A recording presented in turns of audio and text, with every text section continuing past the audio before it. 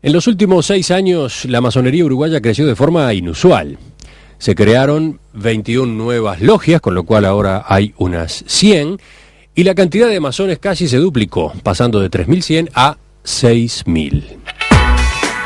¿Cuánto incidió en ese mayor dinamismo de la masonería el acceso de Tabaré Vázquez a la presidencia de la República? ¿Qué es lo que atrae y buscan las personas que se integran? Estos son algunos de los temas que trata Fernando Amado en su libro La masonería uruguaya, el fin de la discreción, que apareció en el mes de septiembre. Seguramente el misterio que rodea la masonería y que genera tanta curiosidad es lo que ha colocado a este título como uno de los libros uruguayos más vendidos en este año 2011. Pero ojo, en estos 3 meses, además de las ventas, hubo otro tipo de repercusiones a nivel político, a nivel periodístico y dentro de la propia masonería. De esos ecos es que vamos a conversar en los próximos minutos con el autor de este trabajo, Fernando Amado, politólogo, diputado de Vamos Uruguay, Partido Colorado, y autor de varios libros de investigación. Fernando, buen día, gracias por acompañarnos. Placer estar de vuelta por acá, conversando en este caso, de otra investigación. ¿Por qué un segundo libro sobre la masonería en apenas 3 años, no? Sí, el anterior fue en agosto del 2008. En Penumbras. En Penumbras, la masonería uruguaya 1973-2008. Y realmente el segundo libro tiene que ver con que primero quedó mucha información fuera de aquel primer ejemplar. ¿Lo leíste y sacaste la conclusión de que había quedado flojo? No, flojo no, era como un primer acercamiento, un primer abordaje, yo diría que serio, objetivo, pero quizás con algunas carencias desde el punto de vista de documentación, ¿no? Estaba mucho más sustentado, respaldado en testimonios de integrantes de la masonería de todos los tiempos y en una recolección importante de información periodística, pero no había documentación interna de la masonería, o había poca documentación interna de la masonería, que paradójicamente luego del primer libro fue que empecé a conseguirla, porque fue como que la publicación de aquel primer libro destapó una olla de presión en donde, por ejemplo, empecé a recibir una cantidad de llamadas, de contactos de integrantes de la masonería que leyeron ese libro y que, como les pareció que era un libro aplomado, objetivo, quisieron colaborar a través de los años que siguieron en aportarme datos e información desde dentro de la masonería. Así que entonces una de las razones de este segundo libro es que había que rellenar agujeros que había dejado el primero. Y la segunda es que trata de avanzar en el tiempo, trata de llegar hasta el año 2011. Sí, yo creo que es tratar de generar, yo creo que son complementarios, más allá de que se pueden leer independientemente. Ahora, hay un dato de la realidad también, que es que a la suma de esa cantidad de información que fui recopilando en estos últimos 3 años, de documentos que a mi juicio tienen un peso importante desde el punto de vista del relato histórico, de la reconstrucción histórica de lo que ha sido la influencia de la masonería en distintos momentos del siglo XX y de principio del siglo XXI, y sobre todo también de cómo la institución sigue vigente a pesar de ser una institución que apela a la tradición y a valores tradicionales. Está también evidentemente el crecimiento explosivo que tuvo en estos últimos 6 años, de 2005 hasta ahora, en donde la masonería uruguaya logró un crecimiento absolutamente inusual, duplicó la cantidad de integrantes masones dentro de la orden y generó, en el término masónico se dice, levantó varias logias más, no solo en Montevideo, sino también en el interior del país. Logró armar, digamos, un despliegue territorial de logias, en donde en todas las ciudades capitales hay una logia perteneciente a la Gran Logia de la Masonería del Uruguay, y evidentemente, digamos, ese fervor, esa situación, digamos, de duplicación de miembros muestra también a mi juicio, cosas muy interesantes. Sí, ¿no? El libro recoge también el debate que dentro de la masonería genera ese crecimiento. Totalmente. ¿No? Las visiones encontradas que hay a propósito de cuánto conviene y cuánto perjudica. Es que es un debate propio de las instituciones. Las instituciones en general, salvo algunas muy particulares, pero en el caso de una institución como la masonería, que desde que existe ella misma se autodefine como selectiva, ¿no? Y que para ingresar a ella hay que pasar determinadas instancias, determinadas pruebas, y que en general, digamos, se aplica una minuciosa búsqueda de aquel profano, o sea, no masón, que tenga las características del perfil como para ingresar a la masonería. Bueno, evidentemente cuando hay un ingreso masivo, hay muchos integrantes de la masonería que sienten de que eso es justamente contraproducente, o es de alguna manera la antítesis de lo que es la selección. Entonces es natural que exista actualmente, y se esté discutiendo mucho en la masonería uruguaya actualmente, el hecho de haber tenido un crecimiento tan explosivo en tan poco tiempo, porque es natural de que muchos pregunten primero, bueno, ¿cuál es la calidad de aquellos nuevos integrantes de la masonería? Y por otro lado, ¿cuáles fueron las verdaderas razones por las cuales ingresaron aquellos nuevos masones? Ahora, la causa de toda esta dinamización tan fuerte fue el acceso de Tabaré Vázquez a la presidencia de la República, o sea, el hecho de que la República Oriental del Uruguay tuviera un presidente masón después de muchos años, porque el anterior había sido Tomás Berreta en marzo del 47, y además un político frente amplista y socialista, lo que también pudo mostrar una especie de cara desconocida de la masonería, a la que tendía a identificarse más con los partidos tradicionales. Yo diría lo siguiente, o sea, la masonería venía creciendo. De hecho, en el libro, en el primer capítulo, hay una reconstrucción de cómo fue creciendo la masonería a partir de los 70 hasta el momento en que asume Tabaré Vázquez.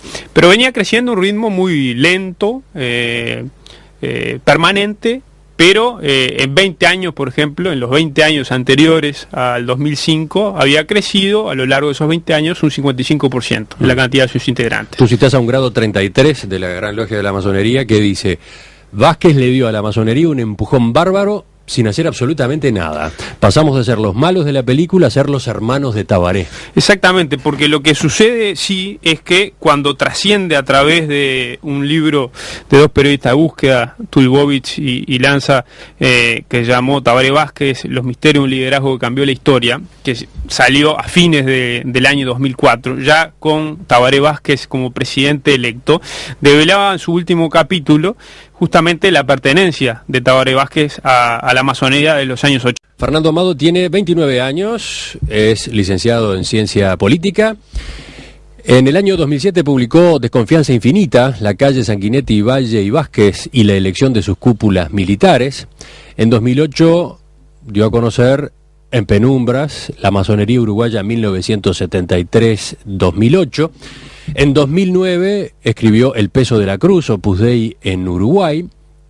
En 2010, El padrino, a propósito de la figura y la trayectoria de Óscar Magurno. Y ahora, en este septiembre de 2011, el segundo libro sobre la masonería uruguaya, El fin de la discreción. Presenta Montevideo Shopping. Todo lo que puedas imaginar. Con Fernando Amado, también diputado de Vamos Uruguay, Partido Colorado, continuamos conversando en estos minutos en perspectiva.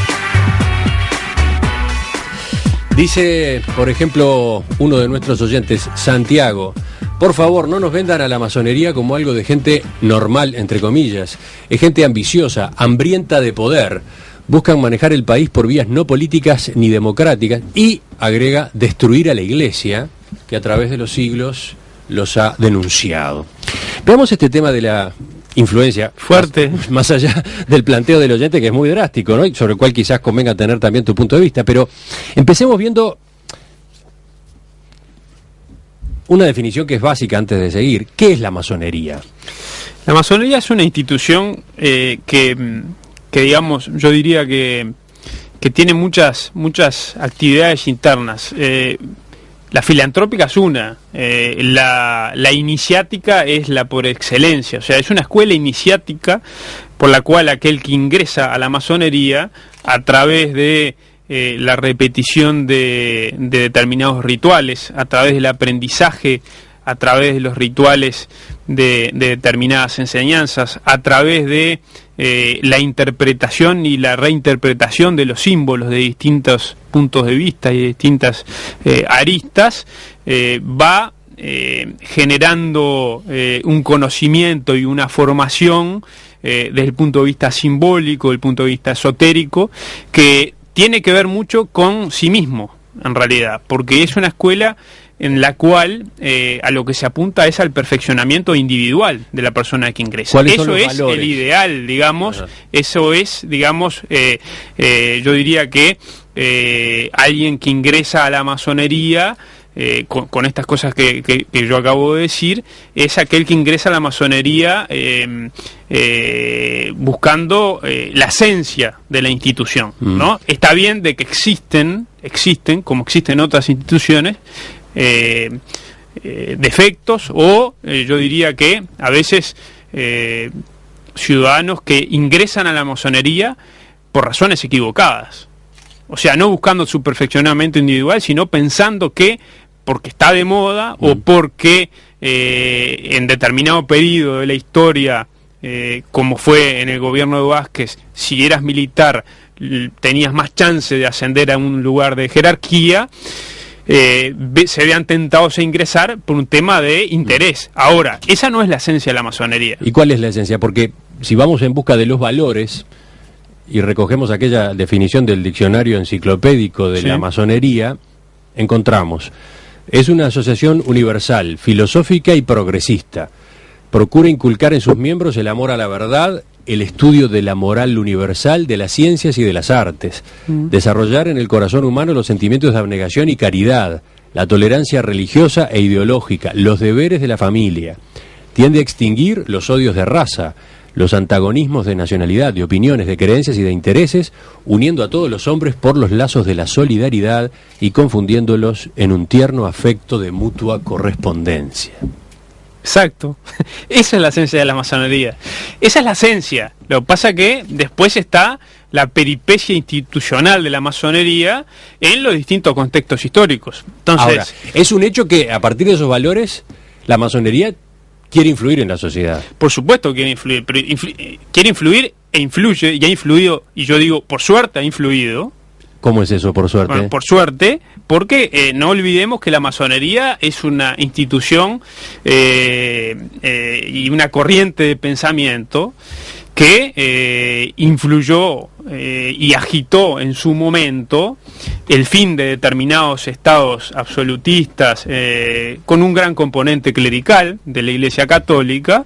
Fue promotora, sin duda, y agitadora y revolucionaria, si se quiere utilizar la expresión, de la Revolución Francesa, de las independencias en nuestro continente. Casi todos los libertadores de América fueron iniciados en la masonería. En nuestro país tuvo una influencia preponderante en lo que fue no solo, digamos, el proceso de institucionalización y yo diría de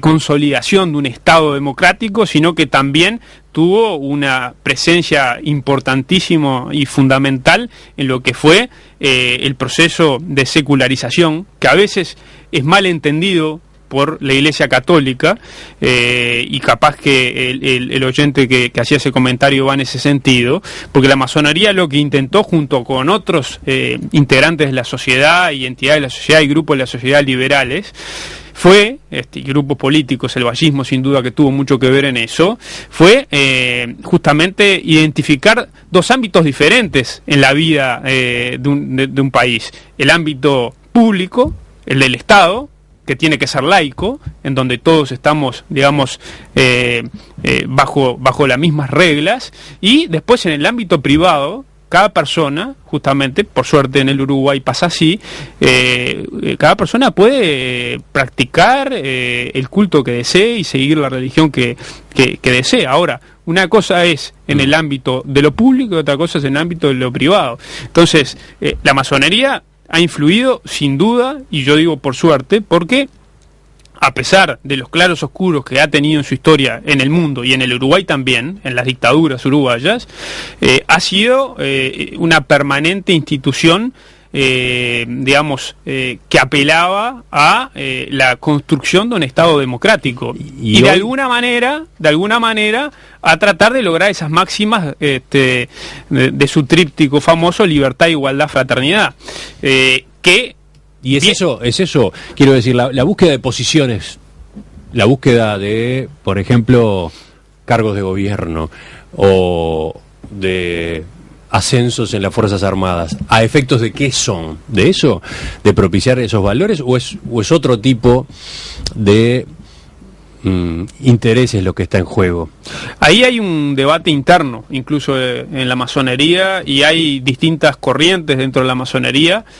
Yo diría que dos corrientes muy notorias que piensan diferente en cuanto a este tema. Es decir, algunos piensan que la manera de influir en el mundo profano, o sea, en el mundo nuestro, en el mundo de los que no somos masones, en el mundo civil, es a través de reclutar personas que ya tienen un peso político o un peso en la sociedad y que van a estar en lugares estratégicos desde los cuales van a poder influir y van a poder permear las instituciones o el lugar en donde estén, y otra corriente que auspicia, digamos, una influencia de la masonería diferente, anclada en reclutar gente que todavía no le ha dado, digamos, gente que no está en posiciones de destaque en la sociedad, sino que es gente en formación, y que la masonería, a través del trabajo masónico, a través del trabajo en las tenías, a través del trabajo filosófico, a través del trabajo esotérico, a través de todo ese trabajo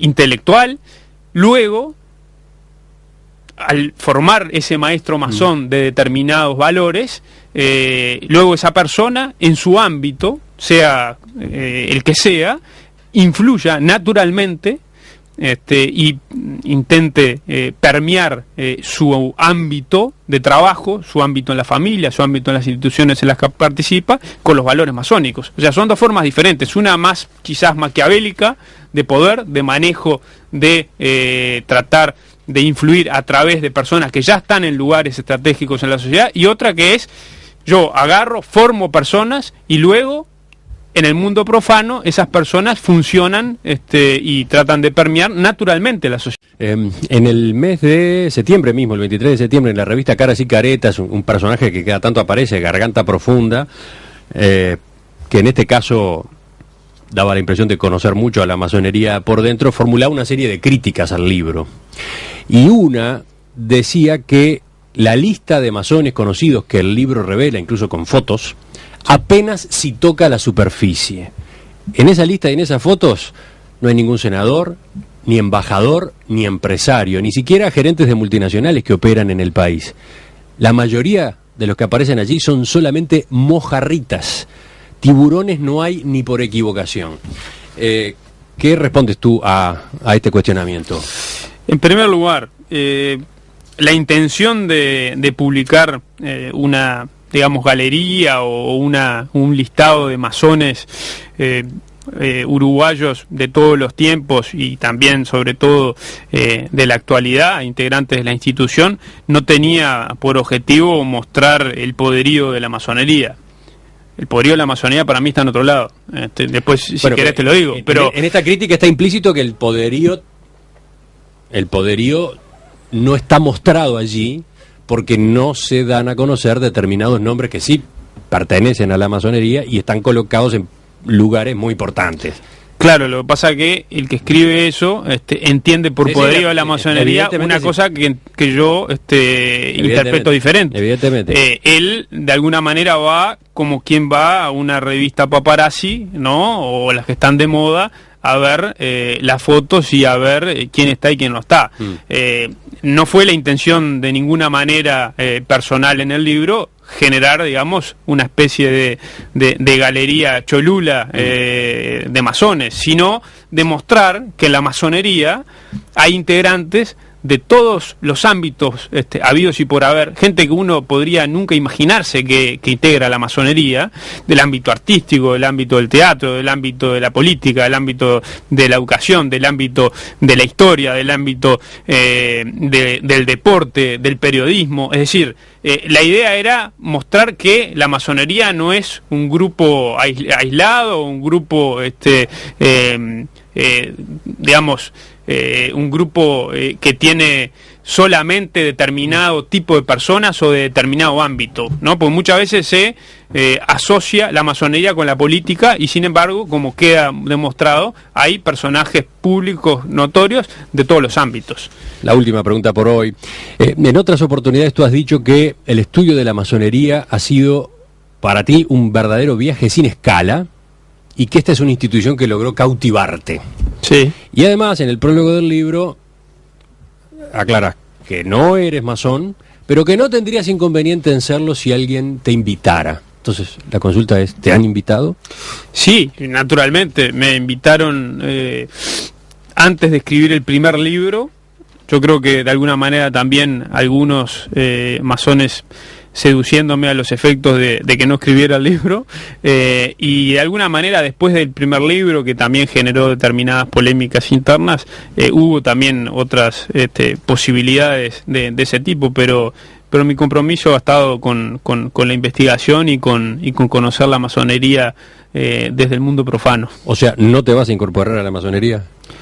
Yo nunca digo nunca, ¿no? En el libro hay un ejemplo. Porque la masonería uruguaya es, dice el libro, de las más discretas del mundo, o la más discreta del mundo, y acá podríamos estar ante un caso de discreción. Fernando Amado entró a la masonería y no lo reconoce. No. Yo en el hipotético caso de que ingresara a la masonería no tendría problema en reconocerlo, como lo ha hecho en esta misma radio hace pocos días el senador Pasquet, que ante una pregunta de colega suyo en la tarde no tuvo ningún problema, porque integrar la institución masonería, yo puedo entender de que algunos quieran mantener la reserva por distintas situaciones personales, hasta incluso laborales, pero en el caso personal no tendría ningún tipo de inconveniente en decir que lo soy si algún día ingresara. Creo que igual, y un poco con humor, hoy día las bolillas negras más chicas las traen en camiones de barraca, ¿no? Así que difícilmente que pueda ingresar. El título es La masonería uruguaya, el fin de la discreción. El autor, Fernando Amado, con él hemos estado conversando esta mañana en Perspectiva. Volvemos sobre estos temas en cualquier momento, ¿eh? Muchas gracias. Eso evidentemente generó que el tema, el hecho de que el próximo presidente de los uruguayos, que había sido electo por más del 50% de los votos, que iba a ser el primer presidente de la República de filiación frente amplista, de izquierda, y que todas las miradas de los ciudadanos, colorados, blancos, frente amplistas, independientes, estaban posadas sobre él, porque bueno, era un cambio histórico en la vida del país, se le agregara este insumo muy interesante, que siempre además trae todos los ingredientes que trae naturalmente el hecho de pertenecer a una institución que se maneja con esa discreción con la cual se maneja la masonería, que el tema estuviera en el tapete y que empezara a ser no solo un tema de debate o un tema de conversación en periodistas, en técnicos, en ámbitos políticos, sino también en la ciudadanía misma, que se preguntaba, bueno, y Tabaré, viste que Tabaré es masón, ¿por qué habrá ingresado a la masonería? ¿Qué tiene que ver ser masón con ser del Frente Amplio? Lo que tú decías en cuanto a que la masonería era vista desde hacía mucho tiempo como un reducto conservador del statu quo, en donde, bueno, sí, predominaban aquellos integrantes blancos y colorados, políticos colorados y blancos, y resulta que el primer presidente de la República perteneciente al Frente Amplio era integrante de la masonería. Bueno, todo ese cóctel, digamos, generó también de que el tema masonería pasara a un primer plano y existiera un interés. ¿Y esos nuevos ingresos que tuvo la masonería desde el año 2005 corresponden a frente amplistas? Yo creo que se terminó el tabú antifrentista masónico, ¿no? Es decir, no solo por parte de políticos o cuadros políticos o participantes directos, digamos, de la estructura del Frente Amplio, sino del ciudadano frente amplista de a pie, que podía llegar a tener un prejuicio negativo acerca de la masonería, y Tabaré, como dice ese grado 33, lo que logró fue romper ese hechizo negativo. Entonces, de alguna manera, más allá de que hoy día siga habiendo un predominio, si se quiere, blanquicolorado dentro de la masonería, o de integrantes, votantes blanquicolorados, no quiere decir de políticos, sino que de ciudadanos blanquicolorados, es cierto también, y es un dato de la realidad, de que cada vez más ingresan naturalmente ciudadanos frente amplistas. Un joven maestro masón, que está citado en la página 38, ve con reticencia lo que está sucediendo en la actualidad y dice: cuidado con la moda, porque las modas pasan. Hoy se vive una situación, a mi juicio, peligrosa. Yo soy de los que cree que cuando éramos menos, hacíamos más, incidíamos más. Se habla de la incidencia de la orden en los ascensos militares, y yo me pregunto, ¿la orden está para colocar generales, almirantes o brigadieres? Y me pregunto, ¿cuál es la incidencia, por otro lado, de la orden en la educación y en la universidad y en el ámbito empresarial? Resulta que es casi inexistente. Yo creo que es un razonamiento muy interesante, inteligente, y de alguna manera haciendo las veces de abogado del diablo, ¿no? Es decir, ese crecimiento explosivo, por un lado, justamente como señalábamos antes, va en contradicción con esa selección, con esa institución selectiva a la cual digamos hace digamos mención la masonería cada vez que puede. Y por otro lado, lo que señala ese joven maestro masón es justamente una mirada crítica en cuanto a en dónde está incidiendo hoy día la masonería, cuando, por lo que se desprende de sus palabras, evidentemente a ese maestro masón le parece que la incidencia más importante iría por otro lado, es decir... Sí, la masonería vista como una agencia de colocaciones. Sí, sobre todo yo diría... Y sobre todo en las Fuerzas Armadas. Claro. Es un hecho indiscutible que una serie importante de ascensos militares que resolvió el doctor Tabaré Vázquez en su periodo de gobierno correspondieron a masones. Eso es un hecho. Es un hecho. ¿Lo resolvió porque eran masones o es una casualidad? Esa es otra historia, pero es un dato que está sobre la mesa y que ha llevado a que en el Ejército, en la Armada, en la Fuerza Aérea se produjera como una avalancha de ingresos o pedidos de ingresos a la masonería. Sin lugar a dudas. Es algo que además ha generado también internamente dentro de la masonería sus debates, ¿no? Justamente el hecho de una cantidad de militares pidiendo ingreso y que de alguna manera se genera esta suerte de visión de oportunista, ¿no? En el hecho de ingresar a los efectos de tener más chances a la hora de ser promovido. Pero yo creo que lo que dice ese joven maestro masón es... Pero antes de que sigas, ¿por qué Vázquez habría hecho eso? ¿Por qué Vázquez se habría apoyado en masones para tomar esas decisiones que siempre son tan difíciles en un gobierno y especialmente en el gobierno de un partido que debutaba al frente del Poder Ejecutivo? ¿Qué lo habría llevado a guiarse de esta manera si es que resolvió porque tal o cual militar era masón? A ver, Tabaré Vázquez se encuentra ante una situación histórica muy compleja, que es pasar a ser presidente de la República y por ende mando superior de las Fuerzas Armadas, o sea, de una institución a la cual su partido político, su coalición política había estado enfrentado desde su nacimiento, o sea, desde 1971 en adelante hasta que Tabaré Vázquez llega a ser el mando superior de las Fuerzas Armadas. El Frente Amplio, Encuentro Progresista, Nueva Mayoría, digamos que fue la última nomenclatura política que tuvo cuando llegó Tabaré Vázquez, era una fuerza política distante, crítica, y yo diría que vista muchas veces como enemiga de las Fuerzas Armadas. Entonces, la situación del expresidente Tabaré Vázquez no era fácil, o sea, se transformaba de un día para el otro en el mando superior de esa fuerza a la cual su coalición política no había tendido puentes a lo largo de los años. Entonces, Tabaré Vázquez tiene a lo largo de su periodo que resolver una cantidad de situaciones en cuanto a las promociones al generalato y a la comandancia en jefe, tanto en el ejército como en la Fuerza Aérea y en la Armada. Las promociones a la cúpula militar son promociones eminentemente políticas. En los grados de general, almirante y brigadier general, más allá de que existe la veña del Senado, es una nominación de confianza política del presidente de la República o del sistema político. ¿Y tu interpretación es que la confianza con la que Vázquez podía manejarse era la de sus hermanos en la masonería? No, yo lo que interpreto es que Tabaré Vázquez, cuando asume, está solo en una situación en la cual no tiene interlocutores en lo que son las camadas, digamos, más veteranas de coroneles capaces de aspirar a ser general, y por ende apela, entre otros factores, digamos, a los cuales apelar a los efectos de nombrar personas que por lo menos lo una algo, ¿no?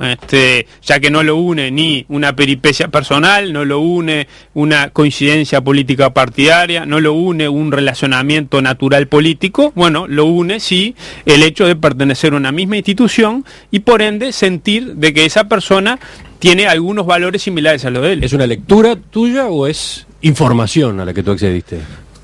Ambas dos.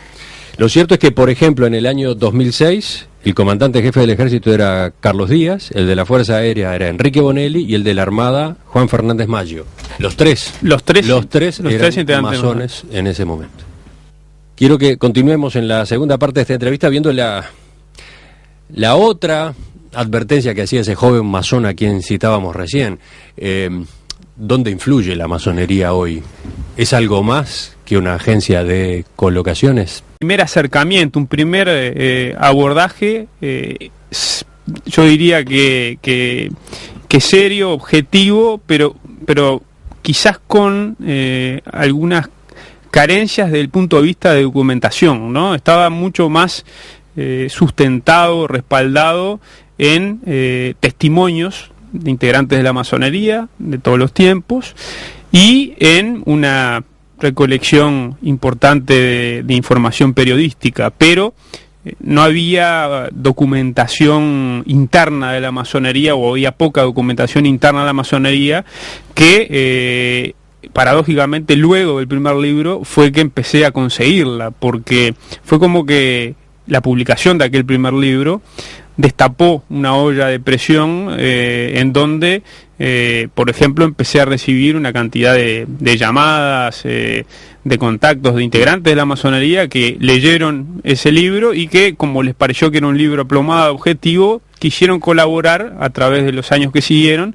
en aportarme datos e información desde dentro de la masonería. Así que entonces una de las razones de este segundo libro es que había que rellenar agujeros. Fernando, buen día, gracias por acompañarnos. No, placer estar de vuelta por acá conversando en este caso de otra investigación. ¿Por qué un segundo libro sobre la masonería en apenas 3 años, no? Sí, el anterior fue en agosto del 2008. En Penumbras. En Penumbras, la masonería uruguaya 1973-2008. Y realmente el segundo libro tiene que ver con que primero quedó mucha información fuera de aquel primer ejemplar. ¿Lo leíste y sacaste la conclusión de que había quedado flojo? No, flojo no, era como Seguramente el misterio que rodea la masonería y que genera tanta curiosidad es lo que ha colocado a este título como uno de los libros uruguayos más vendidos en este año 2011. Pero ojo, en estos 3 meses, además de las ventas, hubo otro tipo de repercusiones a nivel político, a nivel periodístico y dentro de la propia masonería. De esos ecos es que vamos a conversar en los próximos minutos con el autor de este trabajo, Fernando Amado, politólogo, diputado de Vamos Uruguay, Partido Colorado, y autor de varios libros de investigación. En los últimos 6 años, la masonería uruguaya creció de forma inusual. Se crearon 21 nuevas logias, con lo cual ahora hay unas 100, y la cantidad de masones casi se duplicó, pasando de 3.100 a 6.000. ¿Cuánto incidió en ese mayor dinamismo de la masonería el acceso de Tabaré Vázquez a la presidencia de la República? ¿Qué es lo que atrae y buscan las personas que se integran? Estos son algunos de los temas que trata Fernando Amado en su libro La masonería uruguaya, el fin de la discreción, que apareció en el mes de septiembre.